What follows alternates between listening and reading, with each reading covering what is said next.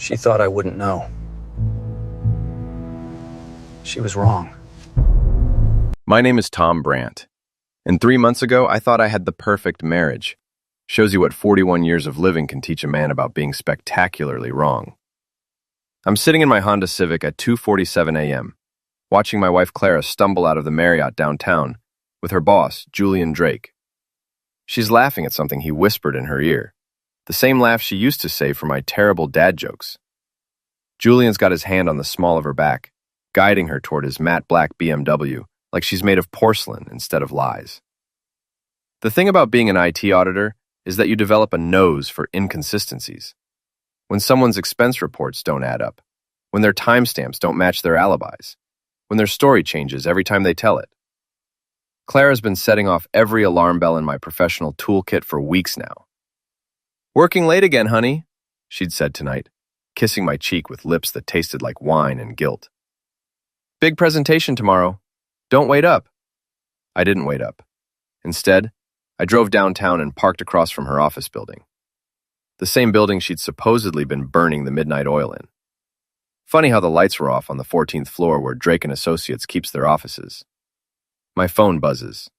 A text from Oscar Martinez, my programmer buddy who's been helping me with what he calls Operation Cheating Wife. Oscar's got a conspiracy theory for everything, but when it comes to digital surveillance, the man's a artist.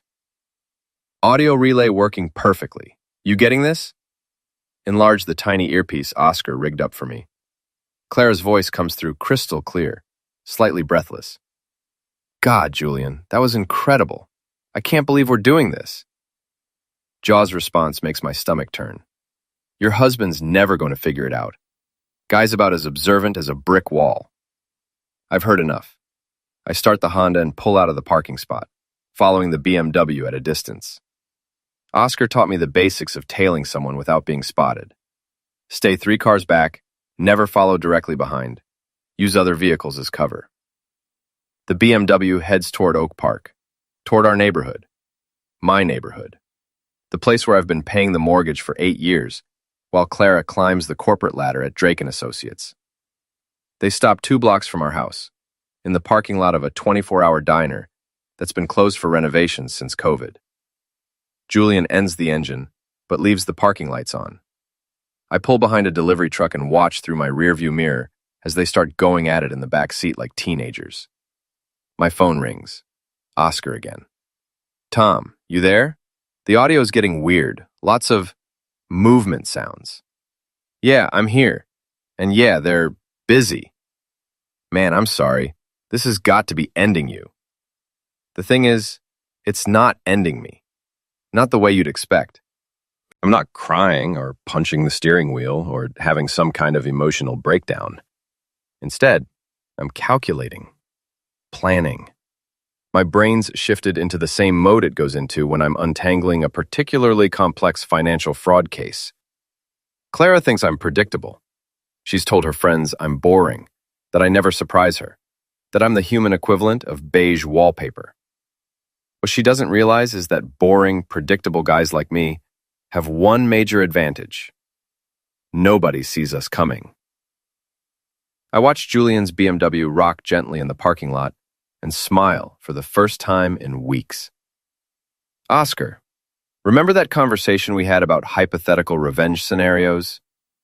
The one where you said you'd never actually do anything crazy because you're too responsible? Yeah, that one. I changed my mind." Clara's humming in the shower. Actually humming. She hasn't hummed in our bathroom since Obama was president. But apparently a night of adultery has put a spring in her step. I'm making coffee and scrolling through her laptop, which she conveniently left open on the kitchen counter. Clara's always been careless with technology. She uses the same password for everything. Ambitious 2019, the year she got promoted to senior account executive. Her email's a goldmine of indiscretion. Messages to her best friend Lacey Patterson, detailing every sordid encounter with Julian. Messages to Julian himself, planning their next business trip to Milwaukee. And most interesting of all, a folder labeled Plan B that's password protected with something other than her usual combination. I hear the shower turn off upstairs. Quickly, I plug in the USB drive Oscar gave me, a little device that copies everything without leaving a trace. While it works, I start breakfast. "Morning, sweetheart," Clara says, bouncing into the kitchen in her silk robe. She looks radiant, glowing even, the kind of glow that comes from feeling desired by someone new and exciting. "Morning. You're up early for someone who worked so late." She doesn't even flinch. Adrenaline from the presentation. We absolutely nailed it. I'll bet you did. How's Julian handling the stress? He seemed pretty wound up at the company picnic last month. Oh, you know Julian. He's got his ways of releasing tension. The USB finishes copying. I pocket it while Clara pours herself coffee. "Tom, I've been thinking. Maybe we should take a vacation soon. Get away somewhere. Just the two of us." "That sounds nice. Where were you thinking?" "I don't know. Somewhere we've never been. Somewhere that might surprise you." She kisses my forehead and heads upstairs to get dressed. I wait until I hear her blow dryer, then call Oscar. "I've got her laptop contents. How soon can you crack a password-protected folder?" "It depends on the complexity. Bring it over after work. And Tom, I've got some news about that audio surveillance we set up." "Surrendered? Good news or bad news?" "Depends on your perspective. I recorded their entire conversation from last night, including the part where they discuss how they're going to handle things if you ever get suspicious." My coffee suddenly tastes bitter. "What kind of handling?" "Let's just say your wife's got some creative ideas about gaslighting. She's planning to make you think you're paranoid, maybe even suggest couples therapy to work through your trust issues." Clara comes back downstairs, dressed in like the restaurant with one things like that. My laters, Clara comes bout downstairs, just in like the wife of Ella Dinches. My joy the time life so farther if you make. I thought me the chief thinks Claire for coffee. Let's just say your wife's renders back downstairs, dressed in her power suit. The navy blue one that costs more than my car payment. She's applied her makeup with extra care today, probably hoping to catch Julian's eye during their morning meeting. "I might be late again tonight," she says, checking her reflection in the hallway mirror. "We're celebrating landing the Morrison account." "The Morrison account?" Shipping, she freezes for just a second. "Did I say Morrison? I meant the Henderson account. God, I'm so scattered lately." There is no Henderson account. I know because I helped her prepare her year-end client review last December. Every account, every contact, every commission structure. Clara's good at her job, but she's terrible at lying. After she leaves, I call my boss, Ms. Patel, and tell her I need to take a personal day. Then I drive to Oscar's apartment. Oscar lives in what used to be a nice neighborhood before the college kids moved in. His place looks like a Radio Shack exploded in a computer lab. Cables everywhere, multiple monitors, and at least 6 different keyboards scattered across various surfaces. "Okay, let's see what we're working with," he says, plugging in my USB drive. While his programs run, Oscar shows me the audio equipment he's assembled. I've upgraded our setup. This little beauty can record from up to 50 feet away, and it automatically uploads to a cloud server, so we don't lose anything. Is this legal? Recordings conversations in public-owned car, which is where I place the transmitter? Also legal. Recording conversations between your wife and her boss when they're discussing your marriage? Morally justified, legally gray, technically brilliant. His computer chimes. Got it. The Plan B folder. What we find makes my blood run cold. It's not just evidence of the affair. It's a comprehensive plan for destroying my reputation. Screenshots of fake dating profiles created in my name. Doctored photos that make it look like I'm the one cheating. Email drafts to my employer suggesting I've been embezzling client funds. Jesus, Tom. She's not just cheating on you. She's planning to frame you. I sit back in Oscar's gaming chair, trying to process what I'm seeing. Why would she go this far? Look at the file dates. She started building this stuff right after you got that promotion last year. The one that came with the salary bump. Be good money, but I make better money. In a divorce, she'd owe me alimony. But if I'm the cheating, embezzling husband, she keeps everything. She's not just having an affair. I realize. She's planning to destroy my life. Oscar nods grimly. The question is, what are you going to do about it? I look at the evidence spread across his monitors. Photos, audio files, financial records, fake profiles. Everything I need to prove Clara's deception. Everything I need to protect myself. And everything I need to make sure she regrets underestimating the boring, predictable husband. I'm going to audit her life, I say. And when I'm done, she's going to wish she'd never learned my name. 3 days later, I'm in my car again, sitting in my car outside Drake & Associates, watching Clara and Julian through the floor-to-ceiling windows of their 14th floor conference room. They're presenting to what looks like the entire company. Probably the fake Henderson account presentation Clara mentioned. My phone buzzes with a text from Oscar. Ready when you are. You sure about this? Clara thinks she's been so clever, building her case against me while carrying on her affair right under my nose. What she doesn't know is that boring, methodical auditors are very good at building cases of our own. Do it, I text back. At exactly 2:30 p.m., during what appears to be Julian's portion of the presentation, every screen in the Drake & Associates conference room goes black. Then, Clara's voice fills the room, crystal clear through the building's sound system. God, Lacey, you should see him in bed. Julian's got this thing he does with his tongue that makes me forget my own name. And the best part? My boring husband has no clue. Tom's so predictable, so focused on his little spreadsheets and audit reports, he couldn't spot an affair if I brought Julian home for dinner. Erupts in conference room, erupts in chaos. I can see people pointing at Clara, who's gone white as paper. Julian's frantically trying to reach the AV controls, but Oscar's locked him out of the system. Lacey's voice joins the conversation. What if he finds out? And if he does, I've got a backup plan. I've been documenting some irregularities in his work. Financial stuff. If Tom ever tries to divorce me, I'll make sure he loses everything.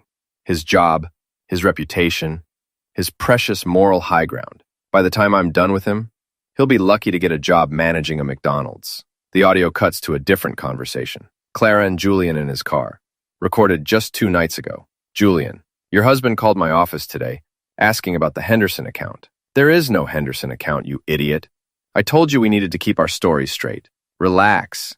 Guy's dumber than a box of rocks. He bought the whole working late routine completely.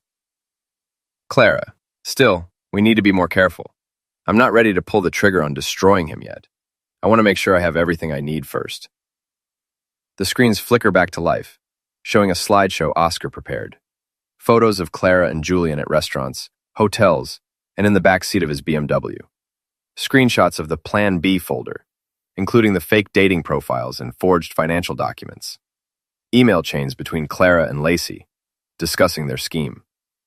The conference room has gone completely silent. Clara's boss, Margaret Hendricks, is staring at the screens with an expression that could melt steel. Julian looks like he's about to vomit. My phone rings. It's Clara. Tom?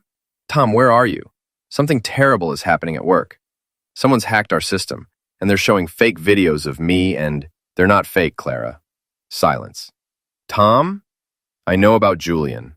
I know about the affair, the fake accounts you created in my name, the plan to frame me for embezzlement. I know everything. I don't know what you're talking about. Someone's obviously doctored these files to... Clara, I recorded you. For weeks. Every conversation, every lie, every time you laughed about how stupid your boring husband is. Through the conference room windows, I watch her sink into a chair. Several of her colleagues are already filing out of the room, shaking their heads in disgust. Where are you? She whispers. I'm watching you. Wave hello. Springfield. She looks around frantically, then spots me in the parking lot. Even from 14 floors up, I can see the moment she realizes how thoroughly she's been outplayed. Tom, please, we need to talk. I can explain everything. No need. I think your explanation was pretty clear in the recordings, especially the part where you called me dumber than a box of rocks. Margaret Hendricks has approached Clara and Julian. She's speaking animatedly, pointing at the screens, then at the door. Security guards appear. Tom, they're firing me. They're firing both of us. You've destroyed my career over a stupid misunderstanding. It wasn't a misunderstanding, Clara. It was an audit, and you failed. Hang up and drive home. By the time I get there, I've already received a call from my lawyer. Margaret Patel's cousin, as it turns out, and one of the city's most ruthless divorce attorneys. Tom, I've reviewed the evidence your friend Oscar sent over. This is the most airtight adultery case I've seen in 15 years. Your wife won't just lose the divorce. She'll be lucky to avoid fraud charges. Evening, Clara comes home to find me sitting at the kitchen table with a stack of papers. Divorce papers, I explain before she can ask. I'm keeping the house, the cars, and my retirement account. You're keeping your clothes and whatever dignity you have left, which isn't much. Shells takes down across from me, tears streaming down her face. Tom, please, I made a mistake. We can work through this. A mistake is forgetting to pick up milk. What you did was plan to destroy my life while screwing your boss. There's a difference. Tom, I never meant for it to go that far. The fake accounts, the financial stuff, that was Julian's idea. He said it was just insurance, in case things got complicated. Manslaughter? Julian's idea. Clara, I have recordings of you bragging about how you were going to frame me. Your voice, your words, your plan. She breaks down completely then, sobbing into her hands. For a moment, I almost feel sorry for her. Almost. Sign the papers, Clara. It's over. Windshield. She signs. Then she packs a bag and leaves to stay with Lacey, whose husband apparently kicked her out after learning about her role in the scheme. I pour myself a glass of whiskey and sit on my back porch, looking out at the garden Clara spent so much time cultivating. Tomorrow, I'll start the process of rebuilding my life. Tonight, I'm going to enjoy the satisfaction of a job well done. My phone buzzes with a text from Oscar. Dude, you're trending on Twitter. Hashtag boring husband revenge. People are calling you a hero. Tight. I'm not a hero. I'm just an auditor who got tired of being audited by his own wife. But I'll take it. 2 weeks after Clara moved out, I'm starting to understand that revenge is like a controlled demolition. Sometimes you take out more than just your target building. I'm at Murphy's Pub, the same place where my friend group has met every Thursday for the past 5 years. Tonight, the table feels different, colder. Marcus Webb and Jennifer Liu are sitting on the opposite side, whispering to each other and shooting glances in my direction. So, Marcus says finally, setting down his beer with more force than necessary. We saw the news coverage. What news coverage? Jennifer pulls out her phone. Channel 7 did a segment on workplace affairs. They used your situation as a case study. Clara and Julian's names were mentioned. I hadn't seen it. Honestly, I've been trying to avoid the media attention that Oscar's viral revenge had generated. Apparently, someone had leaked the conference room footage to social media, and it had exploded across platforms. Tom, Jennifer continues, Clara called me yesterday. She's staying in a motel. She lost her job. Her apartment application was rejected because of the publicity, and she's having panic attack. I'm sorry to hear that. Are you? Because you don't sound sorry. You sound satisfied. Misogyn leans forward. Dude, we get that you were angry. What she did was wrong. But did you have to destroy her completely? The whole public humiliation thing seems excessive. Sip of my whiskey and consider my response carefully. These are people I've known for years. Marcus was my best man at the wedding. Jennifer helped Clara plan her birthday parties. Did you know about the affair? They exchange glances. We suspected something, Jennifer admits. But it wasn't our place to... Did you know she was planning to frame me for embezzlement? What? I pull out my phone and show them screenshots from the Plan B folder. The fake financial documents, the forged emails, the dating profiles created in my name. She wasn't just cheating, guys. She was building a case to destroy my career and reputation. If I hadn't discovered the affair when I did, I'd probably be under investigation right now. Marcus examines the documents, his expression changing. Jesus, Tom. I had no idea it was this elaborate. Neither did I, until I started digging. So no, I don't feel bad about exposing her. She made her choices. Jennifer's not convinced. But the public humiliation? Having it broadcast to her entire office? That's cruel, Tom. That's not the person we know. The person you knew was married to someone who respected him. I'm not that person anymore. The conversation continues for another hour, but the damage is done. I can see it in their faces. They think I've gone too far. They're uncomfortable with the methodical way I dismantled Clara's life, even though they now understand why I did it. When I get home, there's a message on my voicemail from David Park, another friend from our group. Tom, hey, it's Dave. Listen, Sarah and I have been talking, and we think it might be better if you skip game night this weekend. Things are still pretty raw, and Clara's been reaching out to people, trying to get support.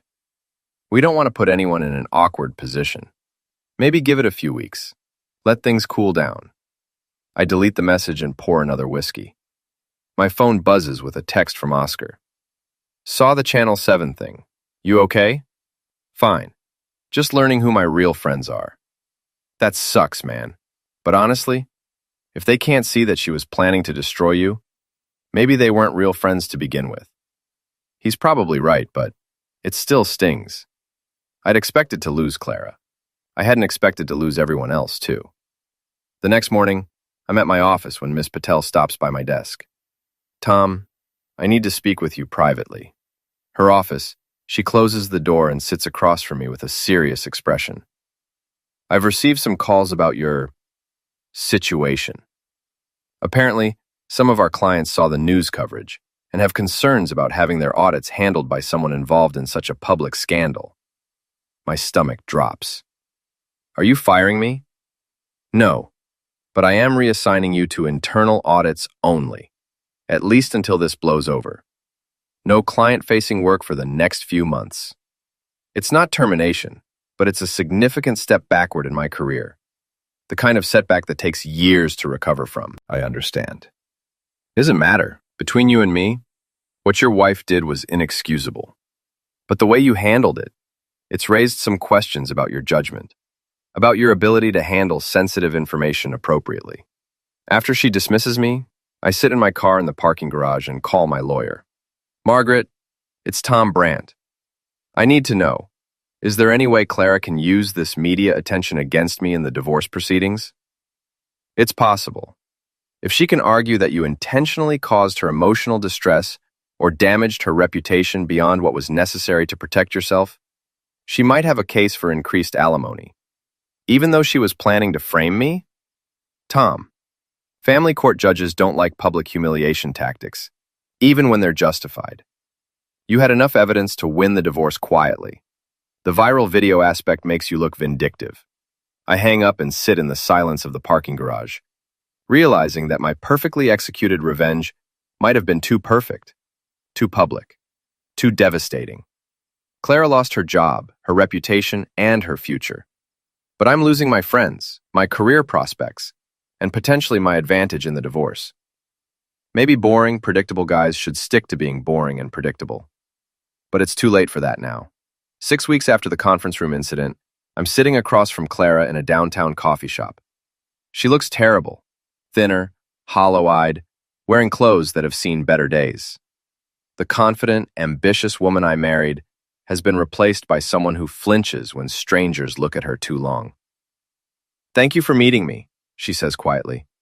Margaret thought it might help with the settlement negotiations. Clara nods and wraps her hands around her coffee cup, like it's the only warm thing in her world. Tom, I need you to know how sorry I am. Not just about the affair, but about everything. The fake accounts, the plan to frame you. I was so scared of losing everything that I convinced myself you were the enemy. I was never your enemy, Clara. I was just your husband. I know that now. Julian, he convinced me that you were planning to leave me anyway, that you'd been talking to lawyers, that you were bored with our marriage and looking for an excuse to get out. Were you really that unhappy? Shedding for a long quiet for a long time. I was unhappy with myself. You were stable, reliable, successful. Everything I thought I wanted. But I felt like I was disappearing next to you. Like I was just Tom Brandt's wife instead of Clara Morrison, you know? I do know. I'd felt the same way sometimes. Like I was just Clara's boring husband. The affair made me feel alive again, she continues. Like I was interesting and desirable and worth taking risks for. It was stupid and selfish, but it was the first time in years I felt like myself. And the plan to frame me? That was pure panic. That was Karnst and Clear's just judgment to me. That was pure panic. And the affair of Lesting was to it. When I realized how deep I'd gotten with Julian, how much I had to lose if you found out, I wasn't thinking clearly. I convinced myself that you'd try to destroy me, so I had to protect myself first. By destroying me instead. And I'm so sorry. We sit in silence for a few minutes. Around us, the coffee shop buzzes with normal life. People meeting for dates, students studying, business meetings over lattes. Normal people living normal lives that haven't been blown apart by betrayal and revenge. Clara, I need to ask you something, and I need you to be honest. Okay. If I hadn't caught you, if your plan had worked, would you have gone through with it? Would you have actually tried to have me arrested for embezzlement? She looks down at her hands. I don't know. I want to say no, but honestly, I was so deep in the lies by then, I might have convinced myself it was necessary. At least she's being honest now. What happened with Julian? He fired me the day after the conference room thing, told me I was a liability, and that he couldn't be associated with someone so unstable. Then, he had his lawyer send me a cease and desist letter, threatening to sue me if I ever contact him again. He threw you under the bus. Completely. Turns out he's married with 2 kids. His wife filed for divorce the next week. He's trying to paint me as some kind of stalker who seduced him. I almost feel sorry for her. Almost. What are you going to do now? I don't know. I can't get hired anywhere in advertising. The stories followed me to every interview. I'm thinking about moving back to Portland, staying with my sister until I can figure something out. That's probably for the best. Relinquex Clara looks up at me with tears in her eyes. Tom, I know I don't have the right to ask this, but is there any way you could tone down the divorce demands? I'm not trying to take anything from you. I just need enough to start over somewhere else. I've been thinking about this for weeks. Margaret wants to pursue maximum damages, alimony, emotional distress, even potential criminal charges for the fake financial documents. She says we could leave Clara with nothing. But sitting here, looking at what's left of the woman I once loved, I realized that total destruction isn't what I wanted. I wanted justice. I wanted her to understand the consequences of her choices. I wanted her to know that boring, predictable Tom Brandt wasn't someone to be underestimated. Mission accomplished. I'll talk to Margaret about a more reasonable settlement, I say finally. Clara's relief is visible. Thank you. That's more than I deserve. Yes, it is. I am not to believe. I love themselves. I set you in so far for it. I still say for Margaret makes much consciousness. I think I said to me, I approach the book that kids work. I think I really help you to this new. I love them. I told you until it spected with me. Our coffee in relative silence. As we're getting ready to leave, Clara stops me. Tom, for what it's worth, you're not boring. What you did, the way you investigated everything, planned the exposure, stayed 3 steps ahead of everyone. That was brilliant. Terrifying, but brilliant. Amberg, called I used to learn from the best. You taught me how to be ruthless. I guess I did. Outside the coffee shop, we go our separate ways. Clara to her motel room and uncertain future. Me to my empty house and the life I'm still trying to figure out how to rebuild. That night, I call Oscar. How'd it go with Clara? Better than expected. I think we can settle this without destroying her completely. You going soft on me, Tom? No. Just realizing that revenge is like auditing. You need to know when you've found enough evidence to prove your case. After that, you're just being cruel.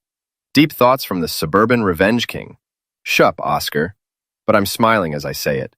For the first time in months, I'm actually smiling. 3 months later, I'm standing in the empty living room of what used to be our house. The moving truck left an hour ago, taking the last of my belongings to the downtown condo I bought with my share of the divorce settlement. Clara kept her word about not fighting the divorce terms. We split the assets fairly. She got enough to start over. I got enough to build something new. No alimony, no ongoing entanglements, no reason to ever see each other again.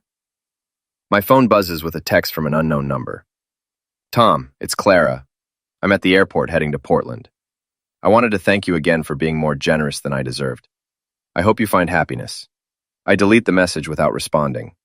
We've said everything we need to say to each other. Oscar appears in the doorway with a bottle of champagne and 2 glasses. Thought you might want to toast the end of an era. Restoring? Are we celebrating or mourning? Both. That's what makes it interesting. We sit on the floor of the empty living room, drinking champagne and looking out at the garden Clara spent so much time on. It's overgrown now, neglected during the months of legal proceedings and media attention. Any regrets? Oscar asks. I consider the question seriously. Do I regret discovering the affair? No. Do I regret exposing Clara's plan to frame me? Definitely not. Do I regret the public nature of her humiliation, the viral videos, the media attention that cost us both so much? Some, I admit. I could have handled it more quietly, achieved the same result without destroying her career. But would it have felt as satisfying? Probably not. And that's the problem, isn't it? The satisfaction was intoxicating. Once I started dismantling her life, it felt so good to be in control for once that I didn't want to stop. You did stop, though. You could have pressed criminal charges, gone after Julian's job, made sure Clara never worked again. You showed restraint, relinquid. Eventually, my phone rings. It's Jennifer Liu, my former friend from the Thursday night group. Tom? I hope it's okay that I'm calling. It's fine, Jennifer. What's up? I wanted to apologize. Marcus and I have been talking, and we realized we judged you too harshly. We didn't understand how bad things really were until David showed us some articles about financial fraud and divorces. What Clara was planning to do to you, that's serious stuff. It is. We were so focused on feeling sorry for her that we didn't think about what you were going through. That wasn't fair. It's a nice gesture, but too little, too late. The damage to those friendships has been done. I appreciate you calling, Jennifer. I really do. Maybe we could get coffee sometime. Start over? Maybe. I'll think about it. Reluctantly, after I hang up, Oscar refills our glasses. You're not going to call her back, are you? Probably not. Some bridges, once you burn them, should stay burned. Fair enough. So what's next for the infamous Tom Brandt? I look around the empty house one more time. 8 years of marriage, reduced to echoes and dust particles in afternoon sunlight. I'm thinking about a career change. Maybe private investigation. Turns out I'm good at uncovering people's secrets. Corporate espionage? I like it. We could be partners. Martinez and Brandt Investigations. Brandt and Martinez. Alphabetical order. Deal. We finish the champagne as the sun sets through the bare windows. Tomorrow, I'll start my new life in my new place, with my new understanding of what I'm capable of when pushed too far. Clara was wrong about one thing. I'm not predictable anymore. The boring husband died in that conference room 6 months ago, along with the marriage and the life we'd built together. What emerged from the wreckage is someone harder, smarter, and infinitely more dangerous to people who mistake kindness for weakness. I'm not sure if that's a good thing or a bad thing, but it's definitely not boring. As we lock up the house for the last time, Oscar claps me on the shoulder. You know what the best part of all this is? What's that? Clara spent months planning to destroy your life, and in the end, all she did was teach you how to destroy hers. That's got to be the most ironic outcome in the history of marital warfare. He's right. In trying to eliminate the threat she thought I posed, Clara created the very enemy she'd feared. She turned her boring, predictable husband into someone capable of systematic, calculated revenge. The student became the teacher. The audited became the auditor. And the marriage that was supposed to last forever became a masterclass in why you should never underestimate the person who knows all your passwords. I get in my car and drive toward downtown, toward my new condo and my new life. In the rearview mirror, the house where Tom and Clara Brandt used to live grows smaller until it disappears completely. Some stories end with redemption. Some end with forgiveness. Some end with people learning to love again. This one ends with a middle-aged IT auditor who discovered that the most dangerous person in any room is the one everyone thinks is harmless. Clara learned that lesson the hard way. I hope she never forgets it.